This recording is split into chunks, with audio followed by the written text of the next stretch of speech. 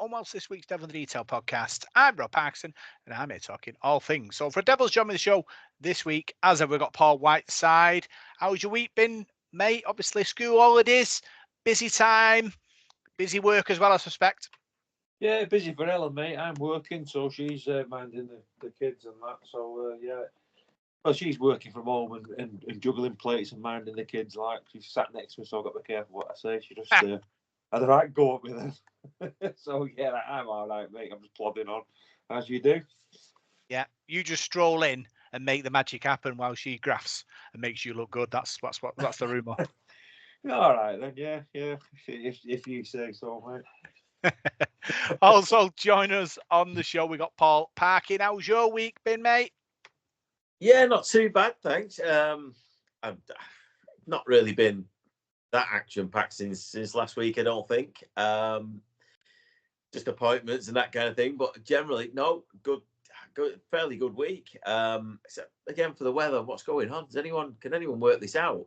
Yeah. That Saturday, I had friends round. I was getting sunburned. Today, I'm swimming. It's ridiculous. But other than that, no. It's been a fairly decent week, and I was just trying to think of anything that I've done, but nothing stands out as a highlight. Nothing like you guys. I'm not as busy as you two. I was just thinking about Paul then with Helen and the fact that Helen's in all day with the kids doing all the the mad stuff with them. Paul strolls through the door like the returning hero.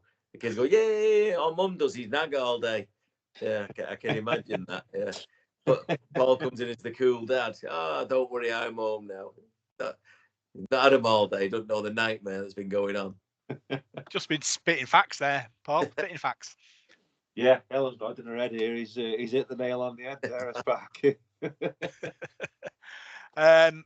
People watching us on YouTube and people listening might notice difference this week. Big thanks to all our Salford Reds. We've managed to upgrade some of our equipment. As you see, Parky with his new microphone there. How's it been for you so far, Parky? Yeah, great. Just to put everyone at ease, I'm not going to burst out into song. That'd be that would destroy everything. No, it's great. I mean, like you say, the generosity of people is mind blowing, isn't it? And it's got us to this stage now, and like we say, this is where we want to be, isn't it? It's what we want to be doing, and getting better and improving. Hopefully, the sort of experience for the listener. So yeah, so it's been magnificent, easy to use, and yeah, I'll just try and forget it's there. Yeah. Paul, you can't see Paul, but he's got his lapel microphone as well, so he'll be sounding sharp too, won't you, Paul? Yeah, and I've got an adapter coming, so as soon as I get that, I can put my case back on, and then I'll put my iPad up, and then get my camera back on. At the moment, I've got it lying flat because it's got that thing in. So we're getting there, mate. Hopefully, the sound's better than next week. The sound and the vision will be good. Yeah. Obviously, great things happening with the club this week. Obviously, we'll look back at the defeat against Wigan, but 2 new signings, new shop opening, lots going on. So we'll start with the defeat against Wigan. So Salford Red Devils were defeated against Wigan Warriors. They went down to defeat 6 points to 26. Paul, thoughts? We gave it a good effort, Rob, but I think, I'm not going to make excuses. I thought the best team won. I thought we were poor in the first half. I thought we let them get on the front foot. We give away far too much possession, not made too many errors, and handed the game on a plate to them really without making them work for it. I don't think they really got out of second gear. We never really looked like scoring. There's a few factors in that, Rob. They've got a big pack of forwards. We missed out. I think with Jack Armour out, King Muniara out. We had the big men missing. And look at Brad Singleton. He doesn't look fit to me. He's obviously held his hand up and he's playing, but I think we were a bit busted against Lee, and we looked even more busted against Wigan. But I thought it was a good effort, but no, we was off it really, to be honest. Yeah, obviously, Parky, Wigan for me had us at arm's length throughout the game. They are the world champions. They are a top team. It would have taken a big performance to beat them. I'm sure, obviously, Paul Rowleys would have sort of took a lot from it, obviously testing yourself against the very best. Yeah, I think it just went the way that I thought it would, to be honest. I wasn't, at the end of the game, I wasn't too disappointed. If you'd asked me after half an hour, I was pretty miffed by it all. I just thought we weren't in the game at all. We caused ourselves problems. We didn't make Wigan work for what they were getting, and that's the worst of it. Because with a team like Wigan, they don't need help. They're a world class team, and even though they had a few players missing, it was still a great lineup they had out there. Like Paul said, the size of them, and they're bringing like Mago on off the bench and people like that. They're just running holes for us. But some disappointing defence. Certainly, led to a couple of their tries. But I think us with the ball in hand again, like against Lee, forcing passes that we don't need to do. I know it's the way we play, and I know when it works, it's great to watch. How many times has it worked recently? Sometimes the players have got to take responsibility and think, is this right? Just die with the ball. I think it probably took us half an hour to get into their 20. You're not going to win games doing that. You're really not. But having said all that, I thought in the second half we gave it a real good for that fight and maybe edged the second half a little bit. I think in the way we played, we were certainly more industrious and moved the ball better, considering the conditions as well. So overall, I'm not that disappointed. I didn't think we were going to sort of compete that well with Wigan, and I know it's not right to say when you're in a league of 12 teams, but Wigan, the team that we're battling with at the moment, we want to get into the playoffs before we start worrying about beating Wigan in the grand final. That's the level we've got to get at. We fight against all the odds all the time anyway. And like Paul's just pointed out there, the players we had missing, it was an uphill task for us to start with. But they stuck at it. And, that second half, besides, the Bevan French try at the end, it was an even half, or maybe, like I say, we might have edged it. So overall, not overly disappointed. It's out of the way again. It's one of them games that it could have gone really wrong. Wigan went 18-0 up. If they'd have carried on at that pace, it's 40-50, and it didn't end up like that. So there are positives to take from the game. I'm not hiding over it. I'm not being super positive about everything. There's a lot of mistakes, a lot of things that need patching up, but that'll happen when we do get a full team together as well. It's hard when you're switching bodies every single week, and especially in your middles. It's our big men we're missing every week at the moment. The back line is generally the same, isn't it? I don't know how many times we've had to switch it this year, but when your props are missing, and we haven't got many anyway, that's where our problems are. And but overall, like I say, it was a tough game against a really, really good, strong team, and we got probably what we deserved. Yeah, Paul, you said to me after the game it was a type of fixture that we usually concede sort of 50, 40, 50, 60 in historically, but players dug in. Yeah, we went down by 20 points, but like Parky said, it could have been a lot different. Yeah, it could have been. I mean, like I said before to you, I mean, you look at the other side of the coin. Did Wigan ease up a bit? They've got a massive game coming up this weekend against Warrington and the Challenge Cup final, so they probably, and the weather didn't help either. They absolutely tossed it down in that second half, so that slowed us both down. But I thought we kept going. I was disappointed with the start of the game, Rob, as I said before, to go 18-0 down. We made too many mistakes. I mean, you'll have the stats, won't you? But how many times did we turn over the ball? On the first tackle a few times, well, trying to offload it, a stupid offload. You've got to be a bit more composed. And I don't know, you mentioned there about the back line. You can have the best back line in the world, but if you've not got the pack getting you forward, like Park said, we didn't have a play the ball. I think it was 32 minutes, so we got to play the ball in there 20. And, that's down to the pack of forwards, really. We're struggling there in the pack. So the backs can't play on the back of that. So no, yeah, we need some bodies back, don't we? And we've got, as you're going to mention in a bit, we've got a new lad coming in from Australia who's going to bulk us up as well. Hopefully get Jack Orman on our backs. I think he's struggling. He got that knock against Lee, didn't he? And I think he's done his ribs in, hasn't he, or something like that. So King Vonnie, our captain, far off because he was 18th man. So get a few of them back in, and we've got a bit more of a chance. But no, Wigan are a good side, and they play the game. I was disappointed with the way they played the game. Sometimes I thought it was holding on a lot. Blimey, it was the slowest play the ball all season. But they seem to get away with that, don't they? Because of the way they play and sort of they wrestle and they sort of hold you down and roll over you. And they probably do it to the letter of the law, don't they? And hang on as long as they can. But it was frustrating for us because we couldn't get that quick play the ball. And Joe Mellor come on and he did liven things up a bit. But no, we were well beaten, Rob, in the end. Yeah, it's all about control, and they control the play the ball, so they can roll off one at a time, and it does look slow park, eh? But Yeah. if you're in control of it and you measure it, then you're not bending any, you're just bending rules, not breaking them. Yeah, and I think certain refs are a bit hotter on it than others. And you've mentioned in the past, Rob, I think that, clubs obviously, big clubs study referees as well as opponent players of what they give, what they don't give, and how they are. And maybe they can push it to that little bit further, knowing that referee won't give it or whatever.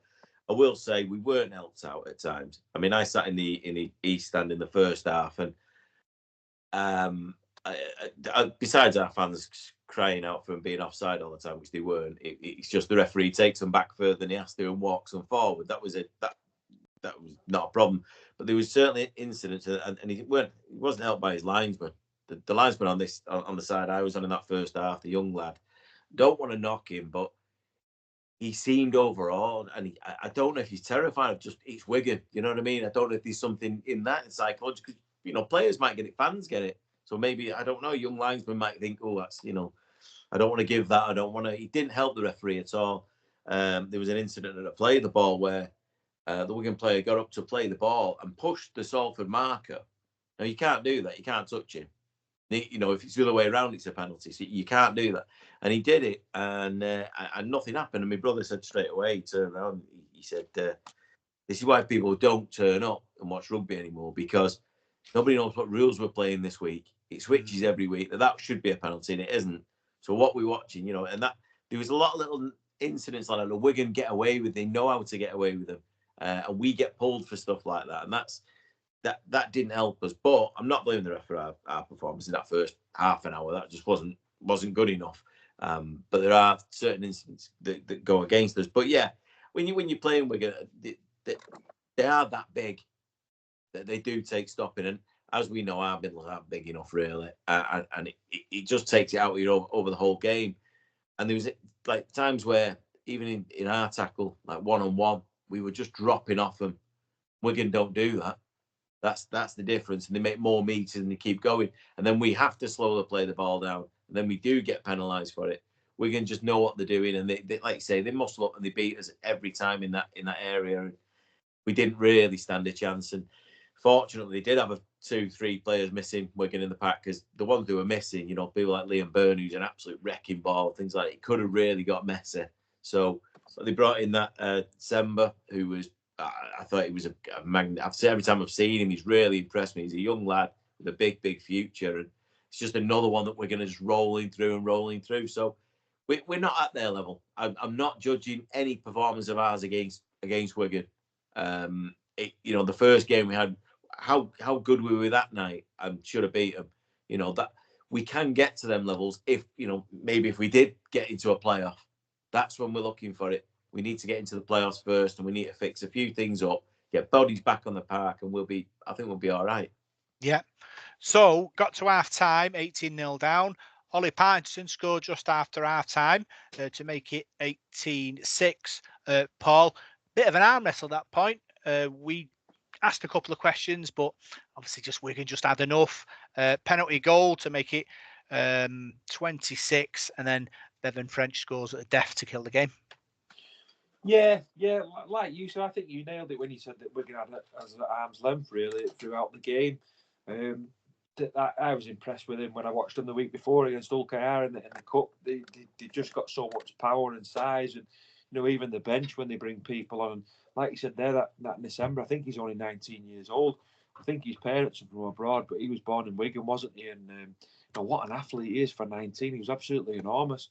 And Mark Sneed got injured in a tackle with December in the first half. I don't think he really recovered from it because he was limping when we saw him, only coming out of the change rooms at the end. So he took a bit of a bang in that challenge. So I think again, the league game took a lot out of us, with people getting knocks and bumps and bruises. And I think that game has as well. But Joe Mellor come back, which is a good one because he broke his hand against Huddersfield. So he's done well to recover from that and come back. But yeah, as you said, I come away from the ground, was walking back to the van with Imogen, and she said, "Oh, Dad, what do you reckon? Are you gutted about that?" And I said, "Well, I'm not really." I said, I've seen worse than that. I've seen Wigan put 60, 70 on us in matches before. So I was disappointed with the start of the game, but, I didn't expect us to win the game anyway, to be honest with you. So So yeah, it's one of them games you've got to get through sometimes, haven't you? You're behind the 8 ball and you're suffering with injuries. And you've only got a small squad, and games come thick and fast in Super League, don't they? You're backing up. A couple of weeks we've got Warrington and St Helens after the cup final, haven't we? So we've got to make sure we get 2 points off London now, and take that game as it comes. But no, I wasn't expecting an easy game against Wigan. You never get an easy game, and we didn't in that one. They certainly were the better side, and they deserved the victory. Yeah, a bit of controversy. Parker with the green card. Mark Sneed going off for 2 minutes. There was just talk that nobody called for it at the Salford playing staff, but the referee did it anyway. And in that period, Wigan did score. I think there was a lot of on Twitter. There was a lot of discussions that Ian Blease and everyone was getting involved, and then they found out that the referee was wrong, according to Twitter. Parker. Well, I mean, there's a sign this week. The referee's actually not got a game this week. He's been demoted, if you like. He made a few mistakes, not just that, but they're the fundamentals of the game. He's got to get that right. If Salford haven't called for it, and as Paul Rowleys pointed out in his press conference, the doctor hasn't come on. It isn't a green card. And if we're going to do this, when does the referee become this arbiter of who's injured and who isn't? Who's making this decision? He's looking at, if that was Harry Smith on the floor, or Bevan French, or Jay Field, does he think the same? I think he thinks Salford are under the cosh. Mark Sneed's using his experience to try and pull one here. And when you watch it back, he got a kick in the tackle. It's not, and like you say, that he's a big lad. That's going to hurt you. And Paul's just pointed out there, he wasn't the same after that. And he went off and he didn't look right. So he's got it wrong. The referee's got it wrong. We know he's got it wrong. And it is costly. And it is mistakes like that do. I mean, if that's a tighter game and you lose it on that, you're fuming, aren't you? So the referee's got to get the rules right. But we don't know what rules we play to each week. So that's another thing. One thing I just wanted to say, by the way, before we went on. Yes, we got beat this week. Yes, it was a disappointing, certainly first half hour, and then the conditions came in and everything. But it was a far cry from what I watched against Lee. Yeah, it was. We were talking about what is currently the best club team in the world coming to our place on an absolute roll. Paul said there about the game against Hull KR. We mentioned it last week how good they were. They're going to Wembley. The club's on a high. It's absolutely buzzing. The top of the table. Turned up and they beat us, but they didn't heavily beat us. We went to Lee a few weeks before. He was struggling. Got a home draw against Cass the week before. Out, not in the playoffs, and absolutely rolled us. So I think it just shows the character in the team that we'll keep fighting and they'll keep going. And we just need, like I said, we just need bodies. On the pitch, and that includes players who do get a kick and get injured. They need to be on the park at the same time. But the referee's made an error.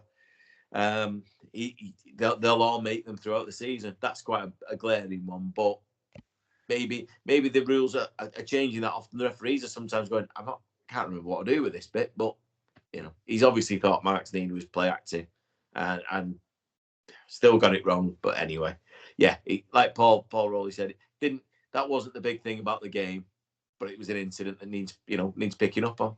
Yeah. So looking at the stats, Paul, completion rate for Salford was 72, Wigan was 68. Meters made for Salford was 1,095, Wigan made 1,263. Pulse contact meters, Salford made 565, Wigan made 572. Errors, we made 15, they made 8. I'm pretty surprised there with them stats because they're quite even, aren't they? I mean, if you'd have said to me who got the best completion rate, I would have thought it was Salford at 72 to 68. I couldn't believe that. Mind you, like I said before, it tossed it down in that second half, didn't it? And it was probably a lot of errors in that second half. But I thought our completion rate was a lot worse than that, particularly in the first half. We couldn't seem to hold on to the possession, but the stats can be the stats, can't they? I mean, if you want to compete with a side like Wigan, I'd say your completion rate's got to be higher than 72. You can't afford to make any mistakes against very, very little mistakes. You've got to complete well, you've got to kick well, and We didn't, and I don't know. At the moment, we don't look right on attack at the minute. I'm not so sure Chris Atkin and Mark Sneed's working at half back for me. It's I like Chris Atkin. I think he's a cracking player, but I don't think him at standoff and Sneed is working. So I don't know what's up with Kate Cust. I don't know whether he's going to stay next season. You were going to mention that Ethan Masters, aren't we? I think he can play standoff. Could he be the standoff next year? I'm not too sure if Cust goes, but at the moment we don't look right on attack. I don't think Ryan Bryer looked right the weekend. There was something not quite right with us going forward when we did have the chances, and it was the same against Lee. We looked off the pace, didn't we? And a bit clueless on attack when we did get the ball. So I think there's a lot to work on. I know I've heard a few people say to me this weekend, "Oh, we need to lamp London. We need to absolutely stuff them and get our points difference back." I tell you what, we need to beat London first because it won't be easy.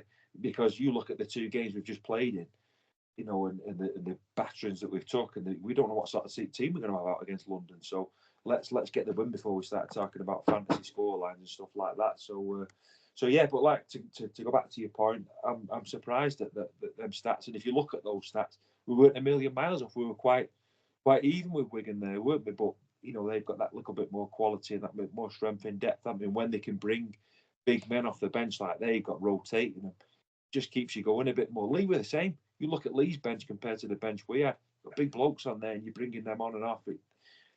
You know, you won't get anywhere with a pack that's beat up. And we're struggling in that department at the moment. And I think that's why we've got the lad Lewis from Canberra coming over, because we're desperate for forwards. Yeah. Tackle burst 23 for us, 38 for them, and kick return meters 110 for us, 91 for them. It kind of shows that both teams rely on that kick return. Parker, obviously big strength when you want to make big meters, making them early in the set. Yeah, I think the difference was for me that our kicks were coming from our 20 and 30. Their kicks were, you know, pressure kicks. They were putting, you know, a lot onto us. That first half, Ethan Ryan took a few really good catches. One where he was actually tackled in the air at the same point, but that didn't get given either. But yeah, I agree with what Paul said and all about Ryan Brierley. I don't know if he's carrying something. Or I don't know. He doesn't look right. But the problem is that these lads are playing every week. They don't get a rest like other clubs and, you know, the players that you can do so with the rotation. So maybe he isn't, but he's just having to play every week. I think there's a few like that. I think we've got a few walking wounded at the moment. Yeah, the kicking game, it's always important. We've got Mark Sneed, who's one of the best in the business, without a doubt. But again, you can't do it from your own half. You're just giving them the ball back. And with Marshall, Miskey, and Field at the back, that's a dangerous thing to have to do. So that was always going to be a struggle. But I thought we handled their kicking game pretty well. And certainly in the second half. I mean, like you say there about them completion rates. I am blown away by that. They don't get 102% this week. No, is that no? No, that's an odd one, isn't it? But I thought Wigan were. I thought we had more ball than Wigan in the second half. But I'm surprised that they only 60-odd% completion. It's a good job they probably didn't get up to the 80s, because that could have been very, very difficult. But we're generally in the 80s, so we're down a bit on where we were, but that's understandable again because of the rain and hail and whatever else they threw at us.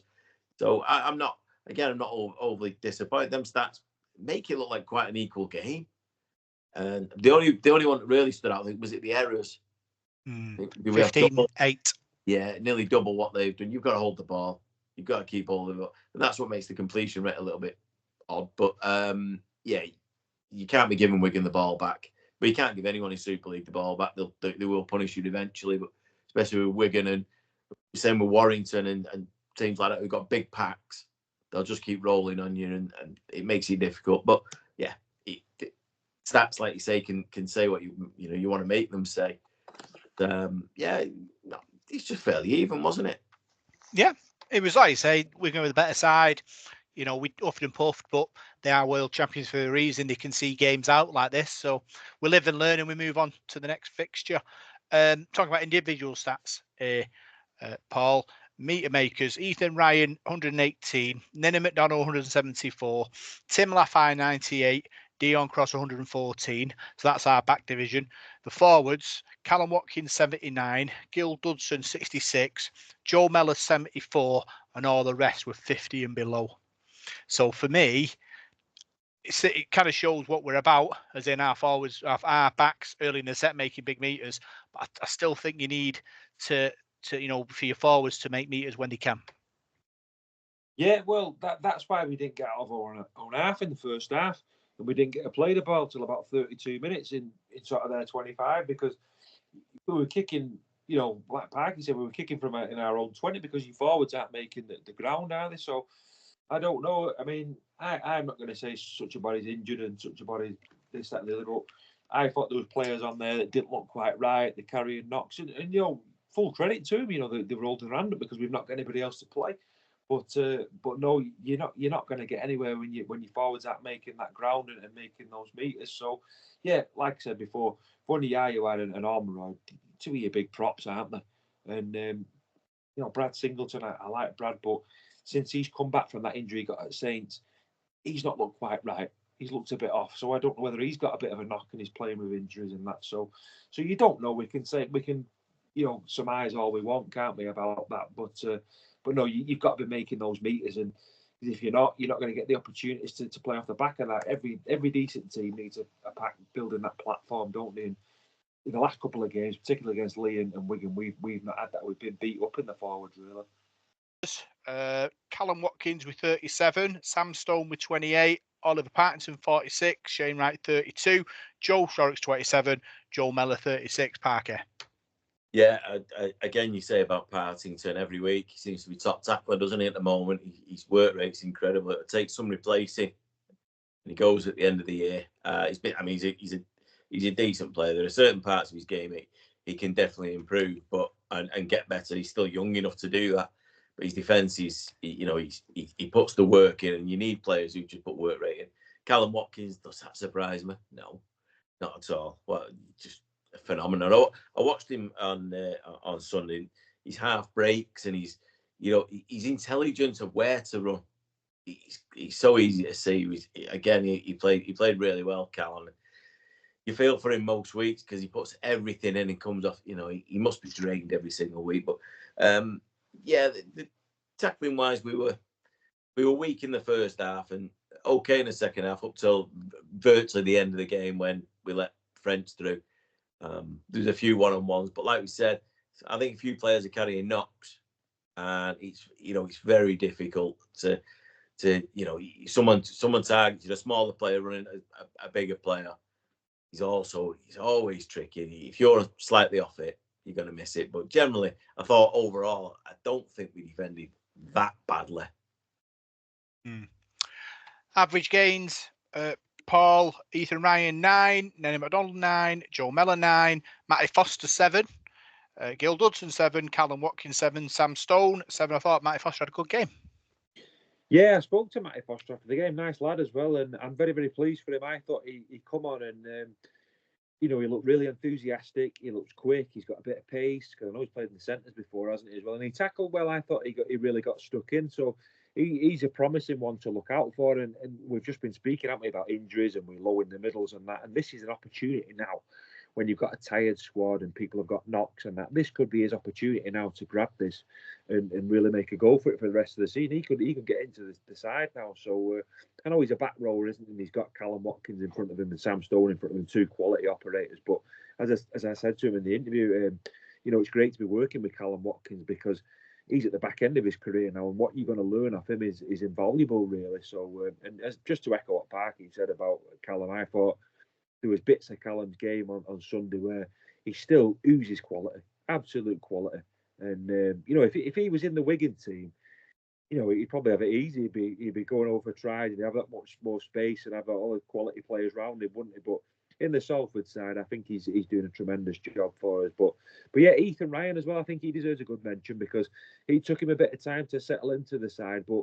I think he looks a lot more steady now. His defence looks a lot better, and he's making the ground. And as you said, Nenny McDonald as well is he makes plenty of meters every week. Yeah. So big thanks for your 3-word man of the match reports. Roy Elby, Paul Whiteside's mate, 3 soft tries. Mellor, David Snape. Too many errors. Mellor. Matt, better second half. Callum Watkins. Stuart Smart, better team 1. Oliver Partington. Anita, poor first half. Joe Mellor. Colin Wilson, costly first half. Mellor. Ryan Fisher, lost first half. Mellor. And yeah, that's all we've got, Parky. But Joe Mellor picking up the man of the matches this week. Yeah, it doesn't surprise me, doesn't it? He when he came on, he just seemed to quicken up the play, more direct. He just gave us a direction from acting half. It's something that we need to look at, because obviously we can't just rely on him or wait till he comes on and we'll do something. We need to sort that area out a little bit. I said the other week after we played Lee that that Lee's hooker was everything that I look for in a hooker. I thought he was magnificent. I think he is every week, and that's the importance of that position is massive, and that's something I think the club will probably, they'll know about it. I mean, Paul Rowleys, you don't have to tell Paul Rowleys about number 9s, and he'll know all about it. But that's an area we really need to sort of strengthen, I think. But I'd like to see Joe have a run at standoff. I think he's so clever.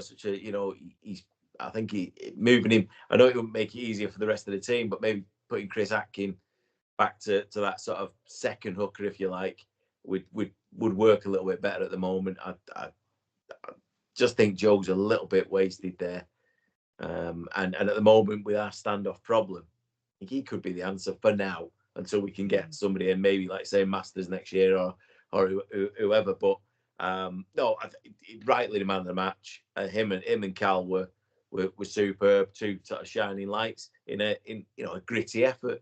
Yeah, I see where you're coming from, Parky, but for me, Joe Mellor around the ruck, asks questions, is nippy, is engaging, and I say you move him to standoff, you lose that, don't you, Paul? What's your thoughts? Would you move him? I think he's worth a try at standoff. I mean, I get what you're saying about hooker, but every decent team needs a good half-back pairing, Rob. Your half-backs it's a lifeblood of the team, isn't it? It's the link between the forwards and the backs. They're the creators. So I think you can get away with putting somebody else at hooker. I mean, I'd say your half-backs are more important than your hooker, to be honest. You can get a nice settled pair there. So Joe Mellor's played there all his career, hasn't he? And I don't know. I think Parky's is onto something there. I think, it could be worth a go. Like, he's very nippy. He's an intelligent player as well. I think he did a lovely grubber kick through. I think it was in the league game at home where he almost scored from that. So he's got that in his locker. So I don't know. It's a conundrum at the moment because we've got Cade Cuss there. Is Cade Cuss the answer? He's not. I don't know. He looked better at hooker to me than he has done at standoff when he played at 9. So he can play there. You got Joe Shorrock as well. Amir Burra. Is he going to feature, or are we not going to bother with him now because he's leaving? I don't know what the score is there, but there's all sorts of things we can swap round. But I'd probably prefer Chris Atkin to be at 9 than at 6. To be honest with you, I don't think it. Like I said before, I don't think it works with Mark Sneed. So it's worth a shot, isn't it? Especially this weekend against London. Why not change things around, freshen things up a bit, and let him have a goal this week? Yeah. Interesting things that Paul Rowley has to consider ready for the next game against London. So that's the match chat, and now we'll see what's happening in the world of Salford Red Devils. So, Paul, new signings galore for Salford Red Devils. Yeah. 2 this week. First one we'll talk about is the one today. I think it's Logan Lewis from Canberra. Thoughts about him?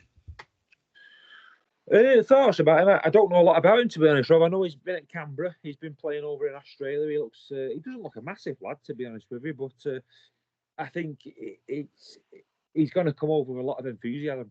And if he's got the right attitude and enthusiasm, he'll be well schooled if he's come through at Canberra and he's been playing there. He'll have a lot of good habits and things like that. So yeah, give the lad a chance.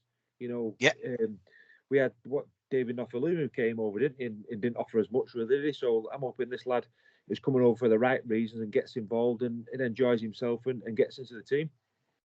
Yeah, Parky, you're our NRL expert. I've got some details regarding him that I picked up today. It's come from Canberra Raiders for this season and possibly for 2025. 21-year-old loose forward. He's been playing in the NSW Cup, New South Wales Cup. Obviously, Opportunity Club gives opportunity. Yeah, I mean, I've seen the clips of it on YouTube. I've since it came out of the weekend, I started doing a bit of digging about him. There isn't a lot of information. I'll be frank. But yeah, I mean, he looks on the clips that I've seen. He looks strong. He's a willing runner. Obviously, he's got hands, but there's not really much to add. Like you say, yeah, he's going to be young and enthusiastic. He'll know bits of the English game because obviously Canberra's got a great sort of tradition in recent years of having English players playing it for them. So he'll know players. He'll probably know a little bit more than other players might about our league. So that might stand him in good stead. A little confused why we're bringing a loose forward over. I don't. Obviously, next year Partington's going.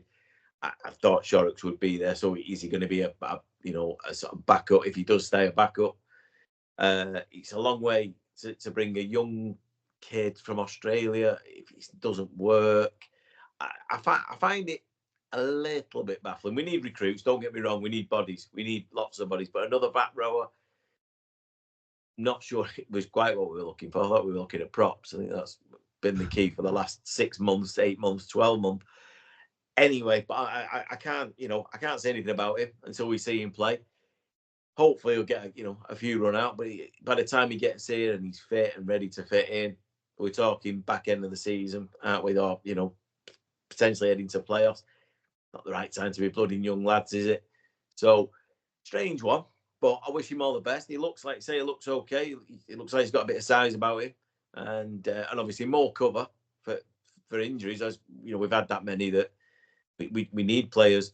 So maybe there's something there that I don't know about him. Maybe he's versatile, plays in other positions that we just don't know. But like I say, I wish him all the best, and let's just hope it works. But it seems that we're going to let Nofaluma go from the wing.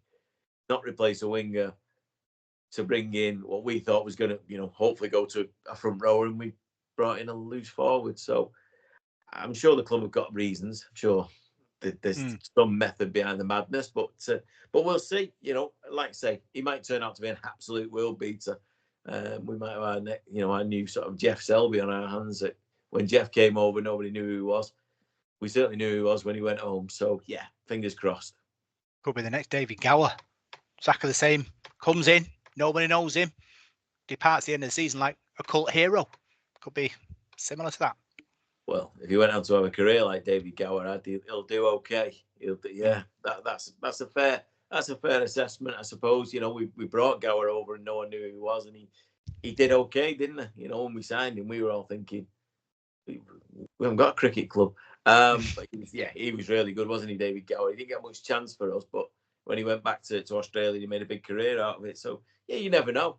And like I say, somebody's seen him. Somebody knows something about him, because you don't just generally pick up a young kid who's playing in the New South Wales Cup and bring him over to Super League. That doesn't happen. So there's something there, or either that or he's got the best agent anyone's ever heard of. So, but we'll see. And I hope that he proves, not prove me wrong, because I don't know him, but, I hope he absolutely shocks me, and when he makes his debut, tears it up, and we found an absolute, golden one. Yeah, just let's hope he's got the power like David Gower. Anyway, I'll leave that there. Talking about stats, Paul. So far this season, 9 appearances, 7 tackle breaks, 192 metres, 92 tackles made with a 95% success rate, average gain of 54 metres in a game, and it's mostly been used off the interchange bench, playing between 20 and 30 minutes. That tells us a lot then, Rob, doesn't it? Them stats. Yeah. Now, we'll have to wait till we see the lad play, won't we? So just wish him all the best. And like I said, if he's coming over here for the right reasons, he's got the right attitude, so he's got my backing. Then if he wants to come here and work his socks off and make a go of it in England, then good luck to him. And I know you're talking about David Gower and people like that. I hope he's another Tyler Dupree. We brought him in as a young forward, didn't we? I know he's not Australian, but that was sort of a gamble on a young forward, wasn't it? And that turned out all right. So let's hope he's put himself in that shop window to play well for us. And if he wants to get a gig back in Australia, all well and good. But we give the guy a chance and see how he goes. But I thought he was a prop forward. I didn't realise he was a loose forward. So that's a surprise to me and a bit of a strange one, really. But No, we're low on numbers, so I'm sure he'll fill in and do all right for us. As you know, Paul, I love my conspiracy theories, and I've got one for you. That Lachlan is in fact our media man, Harry. We've seen the pictures, and we think he might be leading a double life, one here and one in Australia. Well, I googled him the other day, and when I googled him, I thought, God, he doesn't half look like Harry, the media man. It's the same guy, isn't it? It's the same person. So we'll have to rip him about that one. We see him, won't we? We will. And talking about somebody who's lived a double life, we've got Andy Ballard. Sorry, Paul Parkin. Any advice for Harry how he can mix his normal life with his rugby life? Yeah, you just have to use different voices. Nobody ever notices them. I sounded like I was from Oldham when I played. For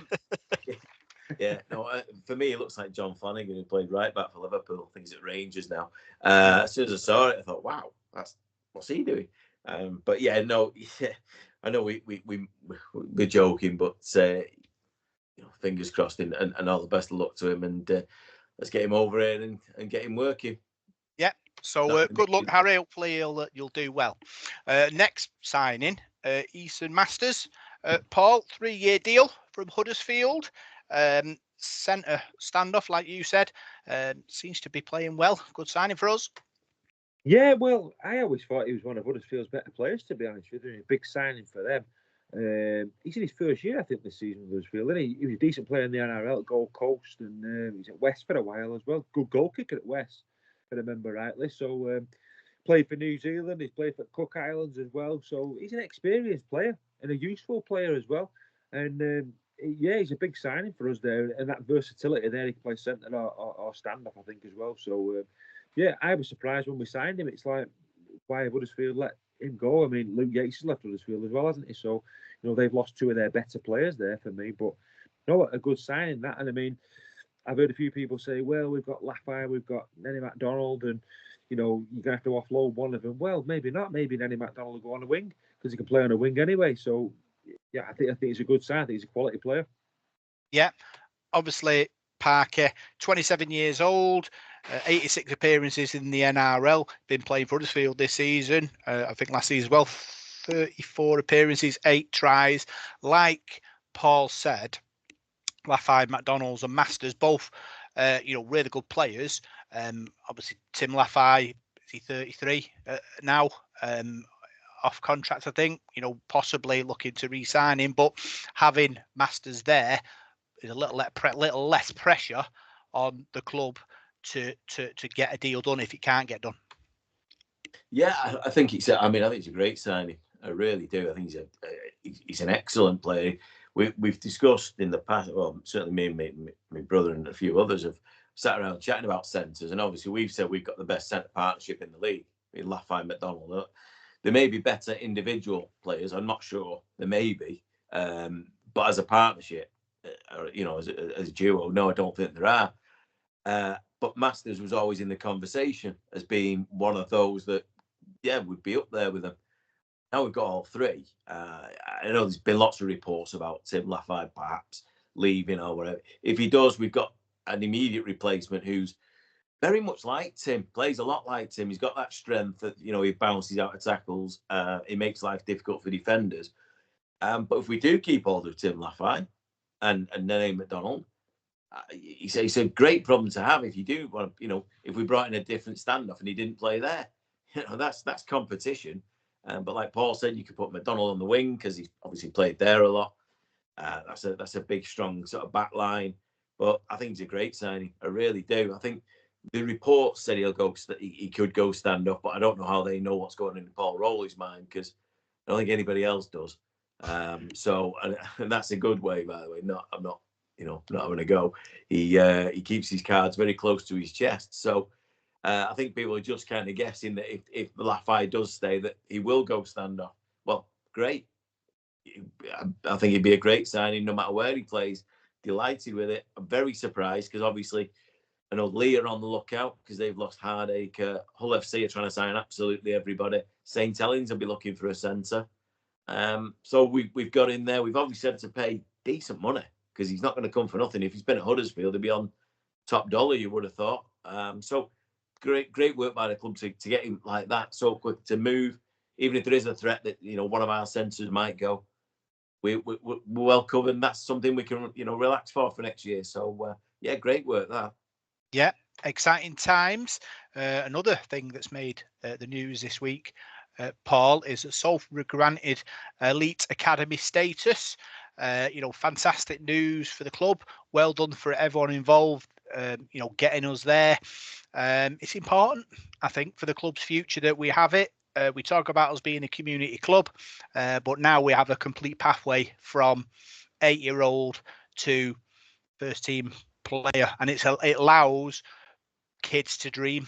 And it's fantastic that we've managed to get it. You said important there, Rob. It's probably the most important thing that the club could have. If you've not got that, to me, you're a false club, really. You're just bringing players in, aren't you, and signing players. What you want is that pathway. We always had that, didn't we? We had the academy. How many players came through us at the Willows? There's still loads of them floating about now, and it was one of the worst things that happened when it got taken away and it got jettisoned. It was terrible. So great to have it back. It's not just the kids that you bring through, Rob, that come through into the first team. It's all the way through. It's all the way through from the junior clubs. It's that bond that Salford Red Devils is going to have with the local junior clubs, the local schools, the local people, the families as well. Don't forget the players' parents. It's everybody that gets involved, and then it becomes a production line. You look at the sides that win the Super League and challenge for the trophies: Wigan, St Helens, Leeds. They've got these production lines in place, so you've got to take them as a blueprint for it and go for it. And I was delighted when we got that news. It's not something that you can get overnight. It's not something that's going to work overnight. It's going to be a long process because we've not had this for a while. But to have that pathway in place now and getting people behind it, getting the right people behind it, I think wonderful for the club, and it was the best news. Yeah, and we don't now lose players, Parky. We don't lose them because we have no team for them to play in, or they get too old. They have, if they're good enough, they'll get through. I can't express how delighted I am that this has happened. This is something that I've moaned about on here for 2-3 years now. The fact that we weren't allowed to have one. I've never understood the fact that you can't have. If we've got an academy and it finishes bottom every year, and as long as them lads are getting the experience and being brought in and staying in rugby league and having a chance, I never got the idea behind not. It's all ridiculous. It's all politics in rugby league, and that was the problem. Now we've got one.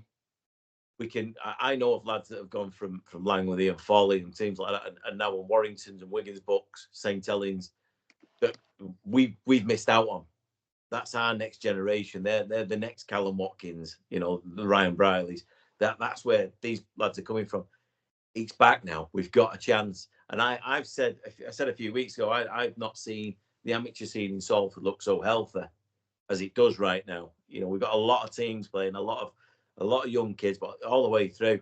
And it's never looked so good, I don't think. So now is the time that we get these guys in and we do get to retain them. And there is something obviously in playing for your own team. It just adds an extra layer of something when you put that shirt on. You run out in the park. Maybe you do. I don't think you try any harder, but maybe it just gives you something else. These are your people, your family are there. It's what your great granddad used to go. It's that kind of. It'll give you an extra boost, and we've got that. The work that's gone in behind the scenes over the last I don't know how many years from the development team and right the way through, and even what the reserves have been doing has been magnificent. We've been fighting against, it's been an uphill struggle for us to get these players to stay. They get to 21 and they've gone nowhere. And we see it in the championship how many of our ex-players. I think Billy Walkley at Keithley's having an absolute wow of a time. Seems to score every week. He's another one that couldn't stay. We can't retain them because there's nothing from there's nowhere for anyone to go. You'd have a reserves or first team, and that was it. So no, it's brilliant news. It really is, and well done to the club for getting this done. And I will add, by the way, there's games tomorrow at Caddy's Head.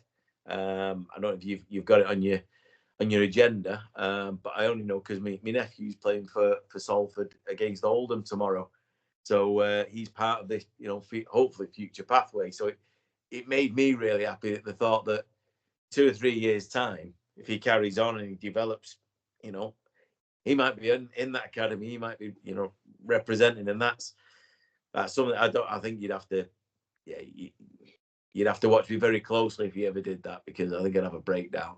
But it's So like I said, these teams have been working away behind the scenes, the under-8s right the way through, and all these summer camps we put on and bringing players through, and then it's like, well, where'd you go? What are you going to do with them? Can't all make it to a first team. Can't all be going, and then we're losing them. So yeah, brilliant work. Absolutely delighted, and not before time. Yeah, and also the fact that we now have kind of multi-level recruitment, because you can go after sort of the top academy prospects, because you've got this elite academy and everything that goes with it. But also we can also try and recruit what we've already been doing, looking for people who are looking for the opportunity, who may have dropped out of another academy, who we think might be a good fit for us. So it's an opportunity for everyone.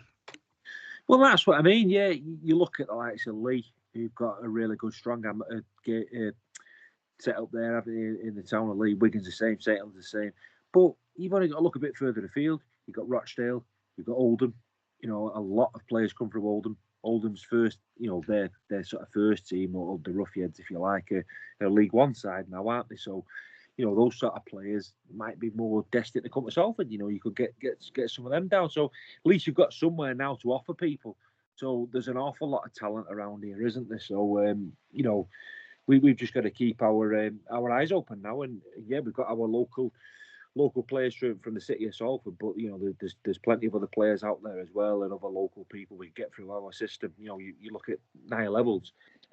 Niall wasn't a Salford lad, was he? But he spent that much time in the academy. He became an adopted Salfordian, didn't he? Really. So that's the beauty of the academy, and that's what the academy can do. So yeah, I'm really excited to see it back up and running again. Yeah. So congratulations, everyone who got us to this stage, and obviously the journey now begins, trying to bring the youth through.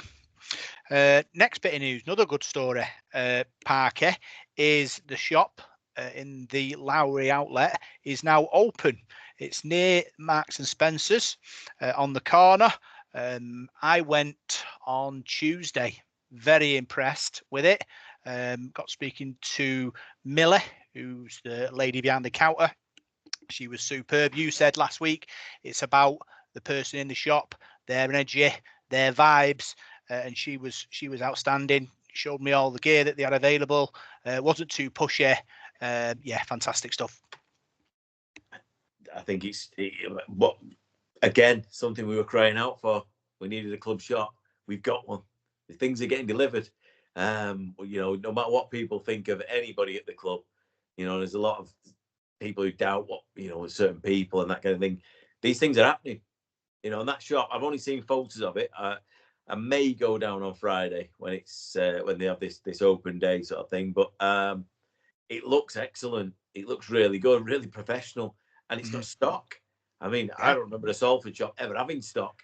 You might be going and be one of everything or something, and generally stuff that you didn't want. It looks really good. So I think it's brilliant. It's a great step forward. It's in a good place. There'll be a lot of foot traffic going past there, and hopefully, Friday people can turn. I know obviously a lot of the sort of adults, if you like, will be at work and a little bit trickier for them, but I know the kids are off, so it's a great chance to get down there and go and have a look around. And I'm going to go in and go and get me my Millerette gear, so I'll go and pick up a few bits, I think. So I may go on Friday. It might be a bit busy for me, so I might not. I might go on Saturday instead and pick some stuff up. But yeah, I'll get down there and hopefully get well used. And one thing I will say is with the VX3 as well. Wow, that was terrible. VX3, my mother had slapped my wrist. Is that the gear they bring out is really good. They have some really. Every time they bring someone out, you go, "Oh, actually, I like that. I like that."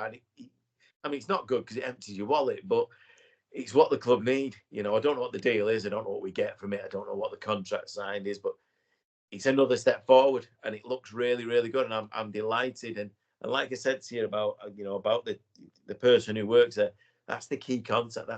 That shop can have everything in it.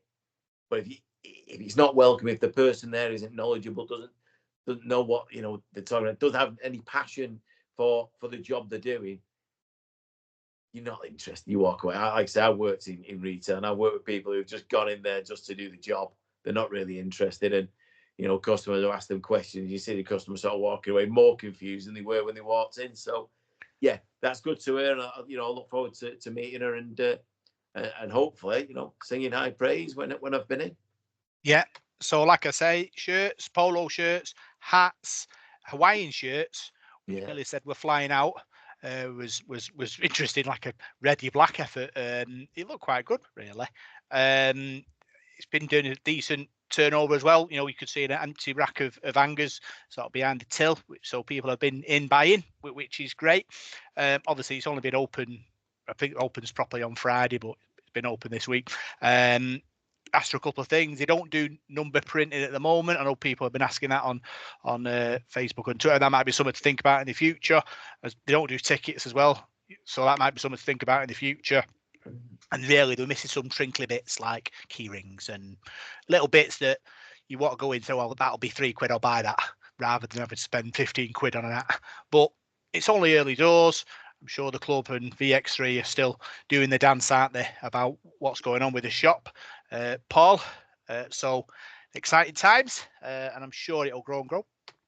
Yeah, I'm sure it will. It's just nice to have a shop in it and have that sort of presence and somewhere you can go. I mean, especially with a shirt. I mean, I don't really buy shirts and that, but I know people have said when they have bought them, you sort of order them online and don't know if they're going to fit and what have you. So if you can go in a shop and try one on, it just makes life a lot easier, doesn't it? So, but yeah, I think you need that, don't you? You need somewhere to go, especially with Christmas and stuff like that. The kids want stuff and that, you can whip them down there, can't you? And have a brew and have a coffee down there, and there's a Cadbury shop there and all, and Lowry, get a pack of misshapes down here. So happy days. And while you're riding that rush of the sugar, race in the shop and buy 300 quid's worth of gear. That's the plan. Yeah, that's the one. On Friday, between 11 a.m. and 2 p.m., the players will be there for autographs and pictures and stuff. Parky, like you said, and also then there's a questions and answers session in, I think it's called 11 Central, which is kind of near the escalators as you go up, which is great. Obviously, like you say, engaging with the community. Hopefully a big day, a lot of fans. Hopefully we'll get down there, support the shop, support the event, and it'll be great. Yeah, absolutely. Well, again, we're getting at this is the other thing about having the shop. It's a focal point. It's somewhere where we can send the players to go and meet the public. At the moment, we can't really do that, unless we do, I don't know, a bag packing Tesco or something like that. It's not. The opportunity wasn't there. Now you can, and it's all right saying we could do things at the stadium. Stadium's not ideal. It's not a central location. It's not somewhere, the passing traffic's going to see it as well. On Friday, you might just have people just going there shopping, or people from the BBC going to get, like Paul said, go and get a Costa or whatever, and go, what's going on there? It's just that identity it gives you. It's a brilliant step forward. I'm absolutely, again, just delighted with it. And yeah, the chance to meet the players, because the kids don't get a chance to do that enough, because of the stadium issues and everything else. So again, it just opens that up. Yeah, I think one thing we will need to sort, and I don't know how we do it because it's with Ticketmaster and everything, is the ticketing thing. It's a great location to go and get. You go in, you think, oh, I need to pick a shirt up or a top, and you think, oh, get a ticket while I'm there, or I don't know. Especially this Friday, I would have thought for the game coming up on Sunday, where we're only getting 4,000 against Wigan. I'm dreading what will turn up on Sunday. Say, you turn up Friday at this thing and you can get a ticket for a tenner or whatever. I don't know. It would have been nice if that option had been there. Clearly, it isn't at the moment, and there are other issues around ticketing. I know that, but that's something that hopefully in the long run we can sort, and another sort of service that can be offered. I think really you just need a bat phone. You just have a bat phone that you ring from the shop to the stadium, and then, like you said last week, if it was an away day ticket, let's say, for example, you just send it to the away ground, and if it's a home ground, you just pick it up at the stadium. And obviously the club and the X3 will have to do the dance, won't they, about what happens with the commission, etc., etc. But that's the simplest way of doing it without transporting the ticketing computer to the shop, which they probably don't want to do. Yeah, there is a bit of that. Yeah, there are, like I said, the logistics of it would have to be worked out. And I don't know. I know it's a club shop, but I don't know who pays the rent. If it's VX3, they're going to go, "Oh, I'm sorry, no, it's our gear we're selling, That's not right. not you." But then if it is VX3 shop, I know Oldham are sponsored, or their kit's made by VX3. They're going to sell that in there. So who's shop? I don't know. I mean, they're little bits that we leave to the brains of the club to sort out. But yeah, the other thing, like you said there about the key rings and things like that, massively important. But again, if it's VX3 shop, they don't produce that stuff. That's not what they do. So you'd have to get an external supplier. Again, does it work? I don't know. So that's up to them. But just like you say, it's them things that you can walk in and walk out with without even thinking about it. They're the little add-ons that you need. Well, like you say, VX3 could contact. I know there's I don't know the company's name, with badges on bottles and stuff. They could approach them and say, can we have some of your gear? We'll take a percentage of it, sell it in our shop. Win-win for everyone, really. But obviously, I don't work for VX3, so Should be on I that don't know what Dragon's they are. Den, The overheads are, etc., etc. But surely you want as much gear in there, Paul, to entice fans in, and a £5 bottle turns into a bottle, a key ring, a shirt, and suddenly you're £100 deep. Yeah, not Dragon's Den. The Apprentice, you should be on that. You have all these fancy ideas. Get Alan Sugar involved, but no. Just another thing, just a daft thing, really thinking of. Like you said, it's a focal point. But just think like near Christmas time like that, you get a couple of players down there, signing autographs and giving Christmas presents out. Get a Father Christmas, Brad Singleton, dress him up in a Father Christmas outfit there. Get him giving presents to the kid. It'd be great, wouldn't it? Stuff like that. I mean, like you both said there, the stadium's a bit of a pain, isn't it? Going there in the winter with a motorway and all that. But you've got somewhere central like that around Christmas time. I think that'd be great because they have them like Christmas markets on, don't they? The Lowry and all that carry on. Do something there in the shop, get some players down. It could be great, start selling the new shirt, launch it there at the shop or whatever. Once you've got a premise and a place to be, place to go, you've got a base there to do things from, and that. So and that, it's not like Salford, the centre of Salford or the centre of Manchester or whatever, but plenty of people going that loud. There's plenty of people who work around there, so it's a good start and a good grounding point. Yeah, I think Brad Singleton dressed up as Santa, giving you the crazy eyes, asking you if you've been a naughty boy this year. You're probably just going to say no, because he'll sort you out if you have been, Parker. Yeah, I don't know about giving things away. I think we give Wigan too many presents on Sunday. So no, great idea, it really is. And again, like I say, I'm sure the club know this. Then they're ahead of us. But it is, like I say, it's that focal point that we've now got. We've got a base. We've got a sort of a flag in the ground, if you like. And this is us. This is who we are, and we can run most things from there. I think it's just a great thing, and we've needed it for a few years. Paul King said on the podcast, didn't he, when we had him on, that things were happening regarding the shop. We didn't expect this. So this is, far and away. I mean, it must cost a few quid. So it's more than we could have expected. So we got that. We've got an elite academy. Wow, we've got a team in the playoffs as it stands. Not all bad, is it? Not all bad. So very exciting. Get yourselves down there Friday. Buy your gear. Millie will look after you. She'll sort you out. Other news. Lance Todd Trophy Dinner 11th of March at the Marriott, 7 p.m. Paul, Rugby League Royalty, iconic event.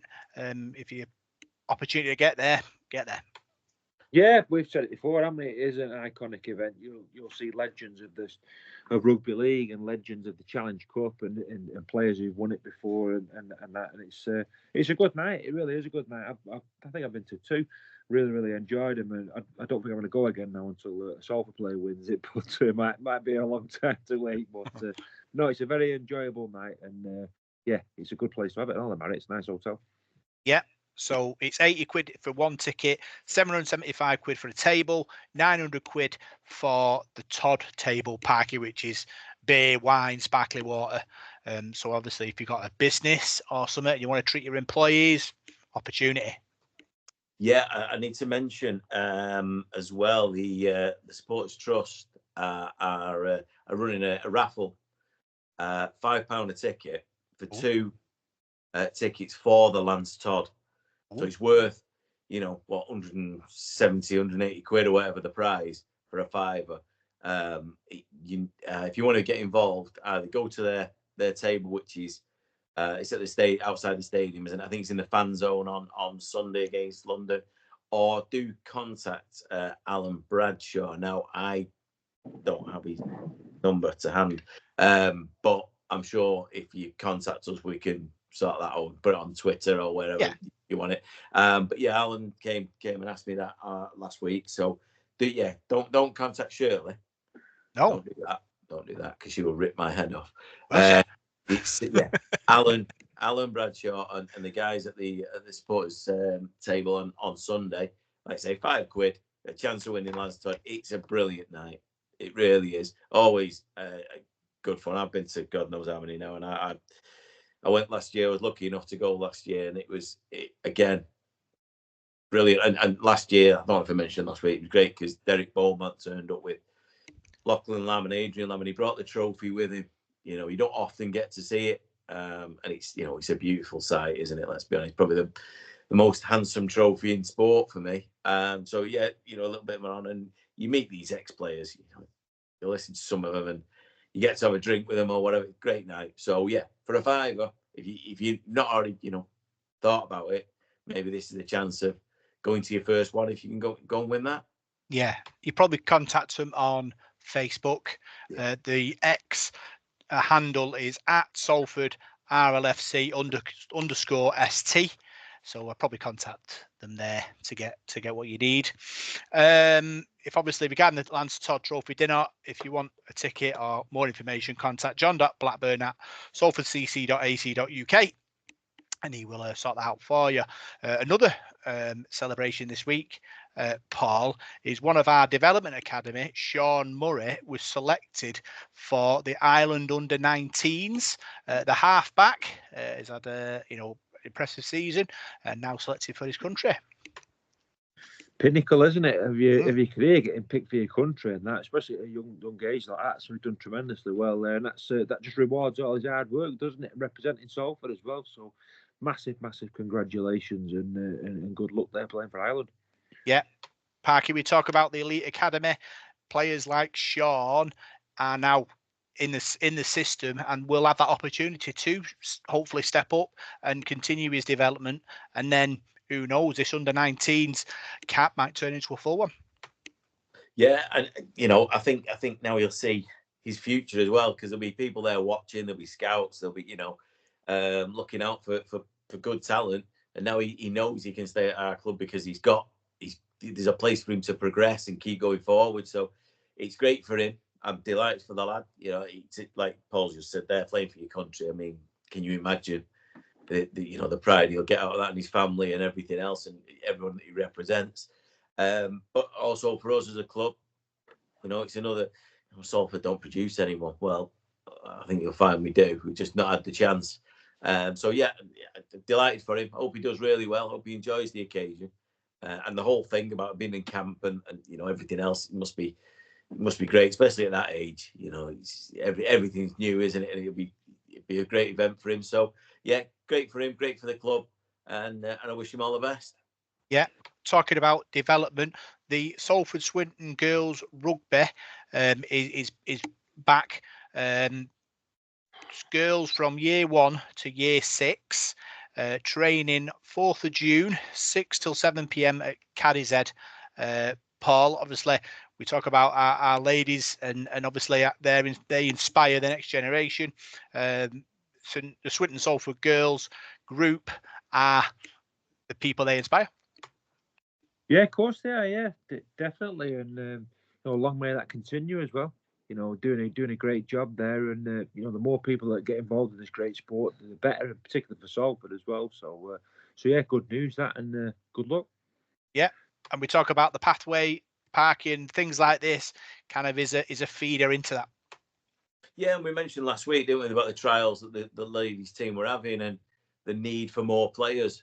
And this again just opens up that pathway. Like I say, my niece plays for the Roosters, like under 8s and the 9s or whatever. But it shows that there is a way for them to go. It's not just going to get to 11 years old or whatever, and then it's like, well, sorry, you can't play with the lads anymore. You know, there's nothing there for you.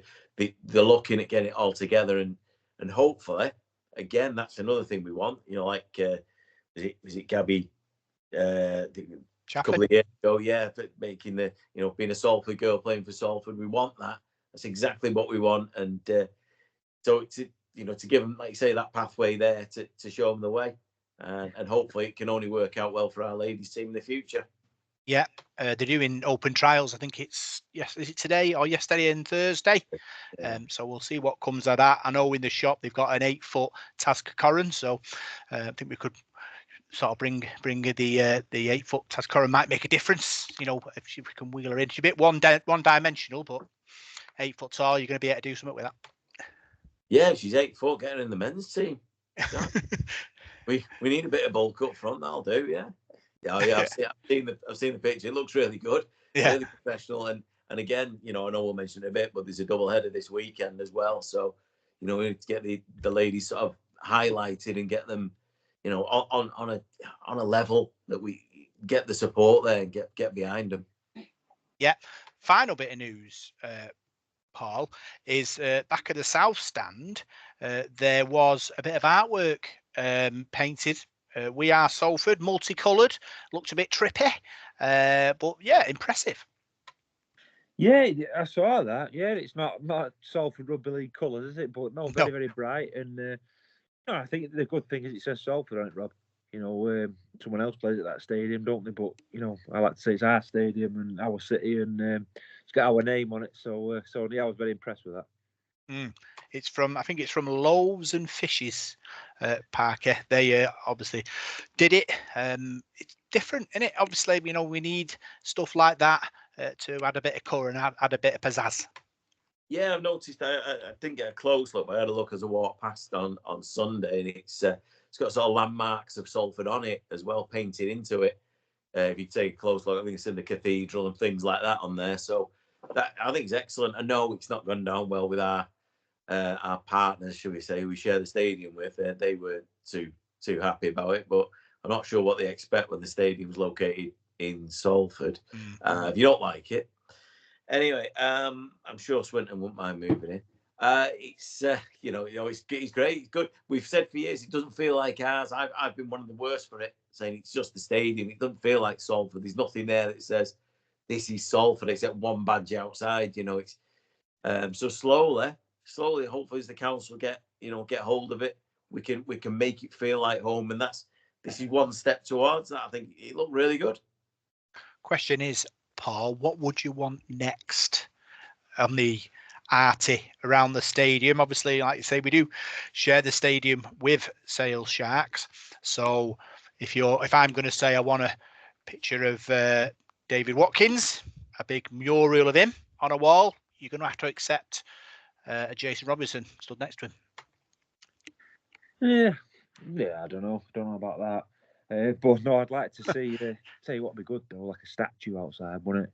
A Colin Dixon, a Mike Coombe, a Gus Risman, a Lance Todd. Get them all on something like well, you'd only pick a few, couldn't you? But we've got that many legends, haven't we? It'd be great. But I know one thing I've noticed when we go to a lot of away game grounds, I always have a look at the stuff that they've got on the walls. Like the old. I love like Parky as well. I love that nostalgia and old stuff.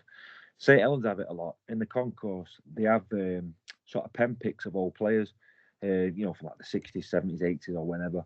And they'll have like a decent sized paragraph explaining what that player won, what he did, where his amateur club was, and things like that. Just do something like that.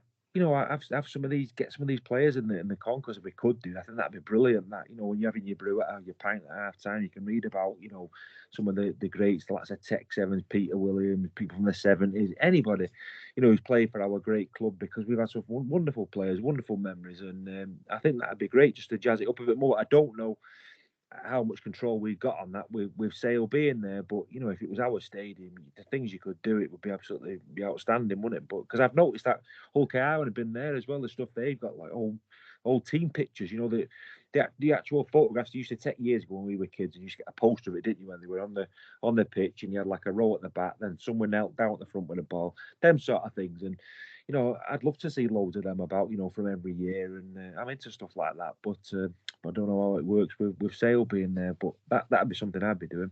Yeah, I think, like I say, because we share it, Parker.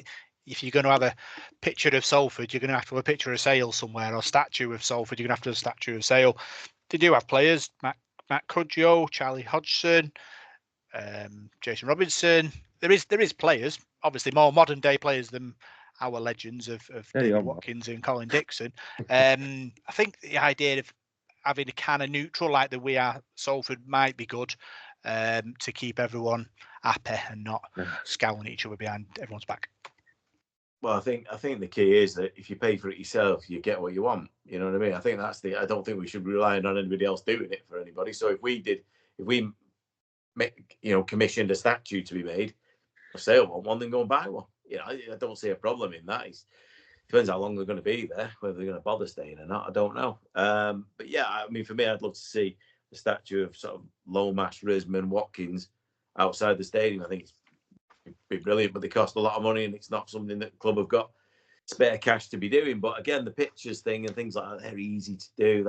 That's not really an issue.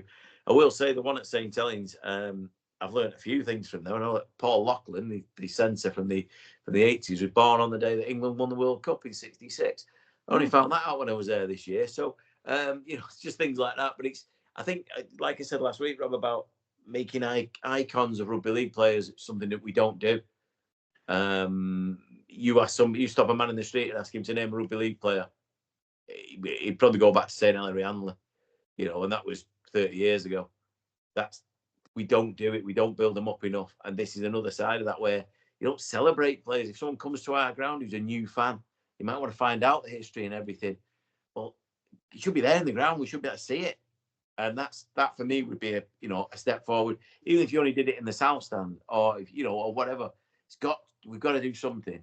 So hopefully when the council finally get through, I know they've got other things on their mind at the moment, but when they finally get this stadium done, it's obviously discussions that we can have, and then anything from there. I mean, if one of us win the Euro, then we can have these statues built, as many as we want. You can do whatever we like, really. I think Paul King will snap your hand off and you can have the club. So, but yeah, just for me, it's about celebrating what we are as a club and who we are and who we've been and who we've got now as well. Helping that, like say Callum Watkins should be held up on a pedestal for what he's done in his career. Never mind, his time at Salford, and with him being a local lad and everything else. I think there's scope for that, but that's further down the line. It's not ours yet. We don't get a say really. So, but this is a nice step forward. Yeah, very, very positive news section. Paul, new stadium, new shop, 2 new signings, all exciting. Yeah, it certainly is. It's better than being negative, isn't it? And focusing on them. So I think it's been a really positive few weeks for the club, and it's been a positive few years. To be honest, I was writing in a preview this week. Thinking back to some of the dross that we've watched over the years. The last few years, we've had it quite easy as Salford supporters, haven't we? We're making progress on and off the pitch and doing really well. So yeah, looking forward to it. Looking forward to what the rest of the season is going to bring. Yeah, so that's all the news, and now we'll look forward to this weekend's games. So we'll start with the reserves, Parker. They're in action against London on Saturday, 2 p.m. kickoff for Stuart Wilkinson's boys. Will be a big test. Obviously, I think they played, was it Wakefield last time at home and won. So opportunity to get another win under the belt. Yeah, and I don't know what the situation is, obviously with injuries and so on, but the certainly the lad we got from Wigan last week, Harvey, what's his name? Anyway, Smith. Is it Smith? Yeah, I think that's his name. I can't remember. Anyway, yeah, he might come in and get a shot in the reserves, and I think obviously you get to see the rest of the development of someone like Connell and people like that in that team. It will be a tough test. Every week is, because again, like the first team, like the ladies team, like everything else, we're always scrambling to put teams out on the park, fully fit players. But yeah, I think from what I saw of the reserves against Wakefield, some real talent there, some really good players. I know they give Wigan a good run at Wigan last week in the away game.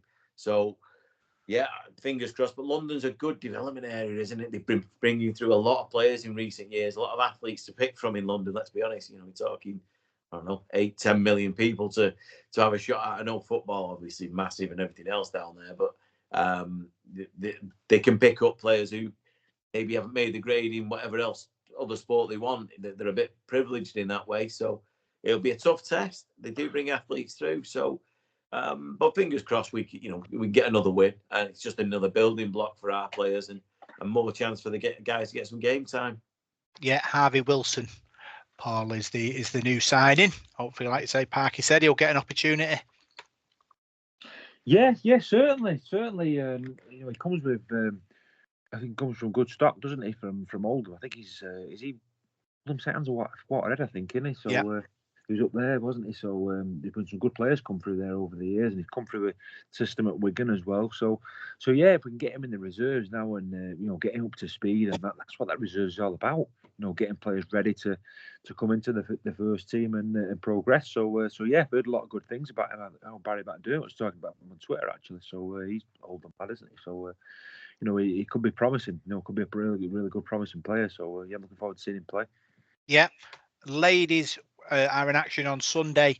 Parky, they play Dewsbury Moor. I think it's a midday kickoff. I'm sure the club will be announcing that on socials.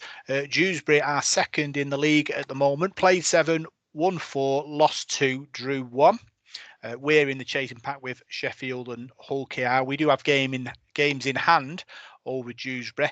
It will be a tough contest. They beat Batley 82-0 in the heavy woolen Ladies Cup final last week. So they will be a team to be watched. Yeah, and again, we just need to get the ladies back out and playing more often. I don't know what came from the trials. Like you said, I think it was this week. So whether anybody's come through, probably too soon to get them sorted and registered. If they do, but we definitely need bodies, because they just struggle every week, don't we? Like we say every week, some of the girls will be working at the weekend, can't make it. They'll have studies, whatever else, and injuries. So we need to get players together. But yeah, it'd be an interesting battle that. If they're doing that well. I didn't expect that, because I thought Dewsbury Moor were, from what I recall, were quite an average side. But obviously this season they've probably picked up a few players from somewhere and are pushing on, and that's great for them. So yeah, and it makes for an interesting contest, and with it being a double header, if you like, with the men's team, makes for a good day out. So we just got to hope the weather sort of bucks up and holds. Mainly, I don't know what we do with the pitch falling apart, but yeah, it'd be a good test for them, and fingers crossed they can push on. I know they were they've had it tough recently, the ladies team, but they keep plugging away, and fingers crossed, we can another win this week. Yeah, Faye Barrowclough scored a hat-trick. Paul, Scarlett Hartley scored 2. Like Parky said, they're a real good club. They've got a good pathway for the ladies, 14, 16, 18s open age. I suppose it's a thing that our club are looking to implement. But yeah, they're second in the league, going to be a contender. Yeah, certainly. They sound like they're going about things the right way, don't they? And got a real good pathway there. And there's someone to sort of model yourselves on, aren't they? So it's going to be a tough game at the weekend, but I'm sure our ladies will be up for it and give a good account of themselves. Yeah. So get yourselves down there before the men's game and support our ladies. Let's move on to the men's game. Paul Rowleys' men are in action at home against London. Parky, obviously close victory in London. A lot of people weren't quite happy about the state of the performance, but the 2 points were more important. Is this week any different? No, not for me. It's about winning the game. Yeah, points differences could be key at the end of the season if we're going to get into the 6, without a doubt. But There are a lot of games to go between now and then. We could win by 40 this week and lose by 40 the week after. Just the way it is. It's about winning. It's about getting the 2 points, and that's the main thing. We want to say performance, of course we do. But again, it depends what bodies we've got fit, who can be out there. We don't know what, like Mark Snade, is he gonna be fit? He seems to be carrying a knock. Do we have to mess about at half back, which is something we haven't had to do with scrum half all season? There's a lot of ifs and buts. London, anybody taking anything away from London clearly hasn't watched them.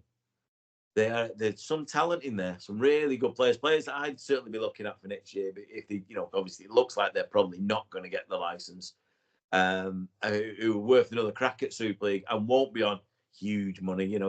There's some good players in there.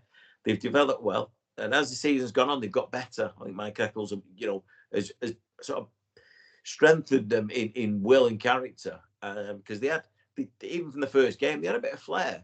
They just lacked maybe a little bit of fitness and getting used to that strength of Super League. It's a quick step, wasn't it, from being mid-table in the Championship to suddenly winning the Grand Final. And you're in Super League. It's like, we've got to build a team in 3 months. It's just impossible. So I've been really impressed with them. Some really good players out there, and it's important that we just concentrate and get the job done. Don't go down thinking.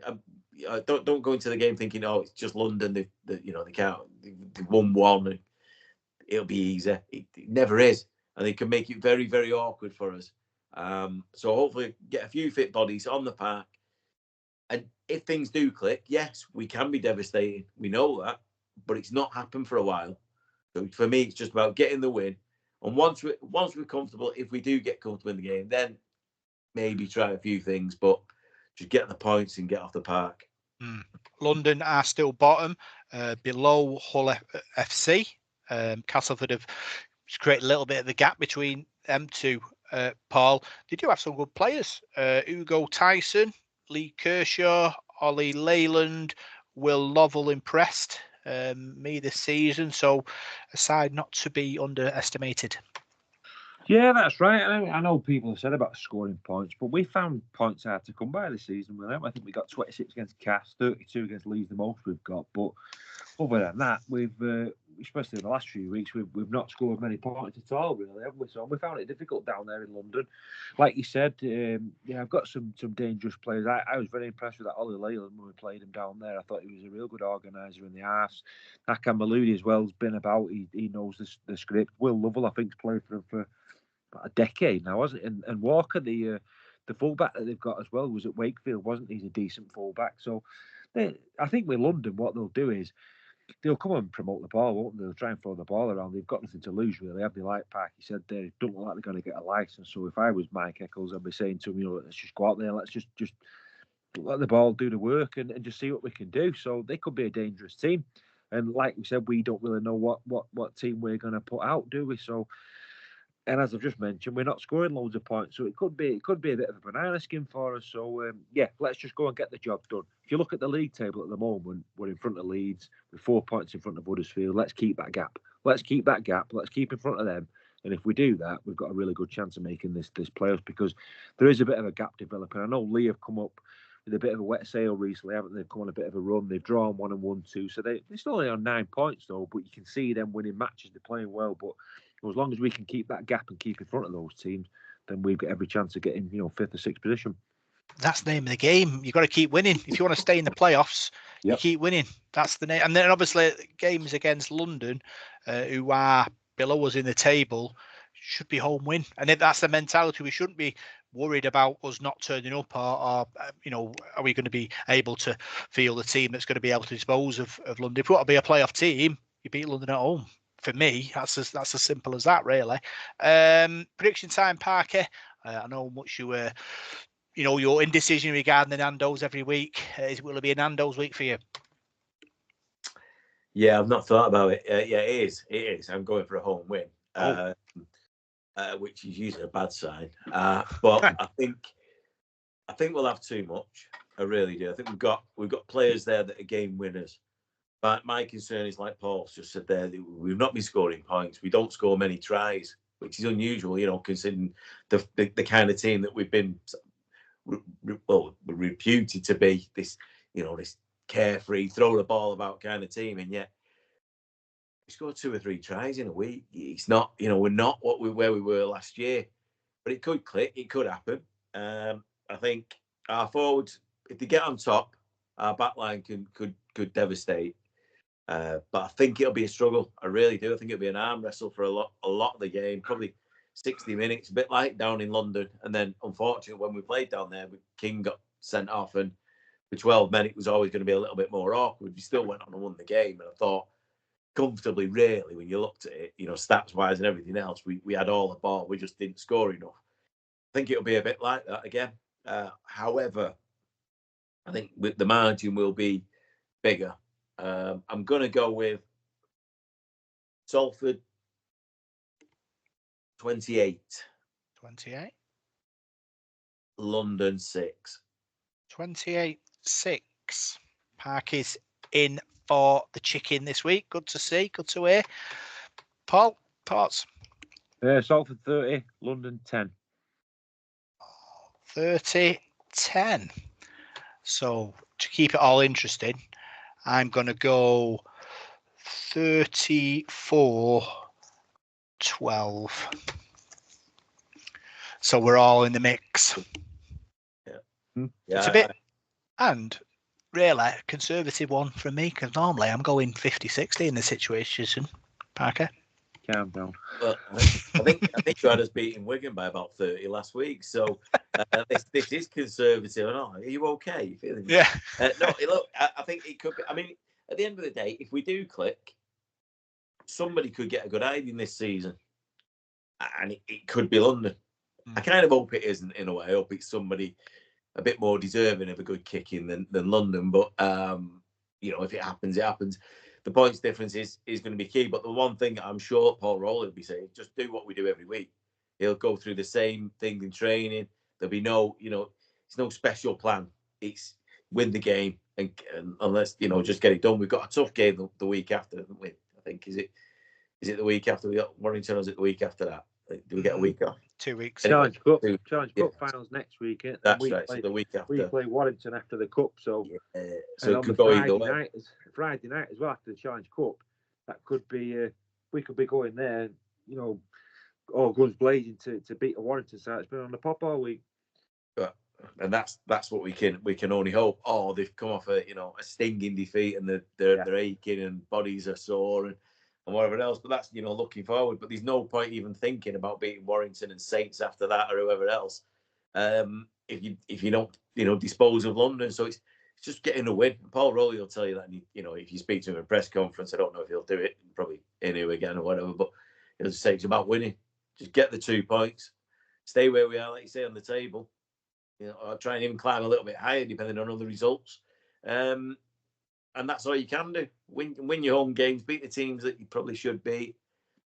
Just focus on winning, and that'll do for me. Especially after the last couple of weeks where it's been a little bit rough for us. The end of another podcast, Paul. Another great show. Really positive. All the positive news circling around the club. I know we lost to Wigan, but we brush over that. It's been a great week, and also first week with all our new microphones and sounding. I'm not going to cross my fingers. Epic. Yeah, I thought it was going to be a quick show this week. After we only scored 6 points against Wigan, it's been a right marathon, hasn't it, with all the good news and that we've had. So I hope it sounds good. And like you said before, thanks to the listeners and the Kofi Reds, as you call them, for helping us out with the equipment. And I hope they enjoy the show and it sounds better. And with a bit of luck, I'll have my video on next week when I get my little adapter thing. Yeah, like Paul said, Parker, none of this is we can't do this without the Salford Reds and who support us and donate coffees through the month and allow us to purchase equipment to make the podcast better. Yeah, I can't wait to get a coffee. No, honestly, it's unbelievable. Again on Sunday, going to meet my brother at the game, and you start talking to people, and they tell you about how they listen to it, and it's just crazy. It really is crazy. That people tune in and listen, and then people send us send us money to you know, not me personally, you know, I don't bank any of it, but you know, to get this equipment, to do this, to do what we enjoy doing, you know, and getting to talk to people, and it's, I don't know, it still shocks me. It does. And I know people say, "Oh, you say that," but it does. Seriously, does. Because once I've done this, I forget about it, and then on Sunday, someone will say, "You know, you said this the other day." I'll be like, "Oh, did I say that? I don't know. Yeah, I forgot about that." It's brilliant, really is. I'm so appreciative of the people who do tune in, and those who obviously contribute financially. Again, it's just above and beyond. But you know, thank you, and hopefully, it sounds good. Sorry, I can't do anything about this, but anyone watching it, you know, this is who I am. But it's been, it's brilliant for me. I really do enjoy doing it, and getting the chance to sort of express my opinion, which thousands of others would love to do. Yep. Next step is the AI Parker, 20 years younger. Look a bit more like Andy Ballard and less Parker. So, like Parker said, massive thanks to everyone who donates. It means the world to everybody. And we're going to be entering the Independent Podcast Awards this week. Put our nomination in after last year's success. You know, we've learned from it. We've grown as a podcast with your help, and we'll see what happens this year. Very excited about it. We'll tell you more about that and podcasts in the future. So big thanks for joining us on this Devil in the Detail. I'm Rob Parkinson. You can find us on Facebook, Devil in the Detail SRD. You can find us on X at DITDSRD. And you can find us on SoundCloud, iTunes, Spotify, and rugbyleague.com. Good luck, Reds. We'll see you on the other side.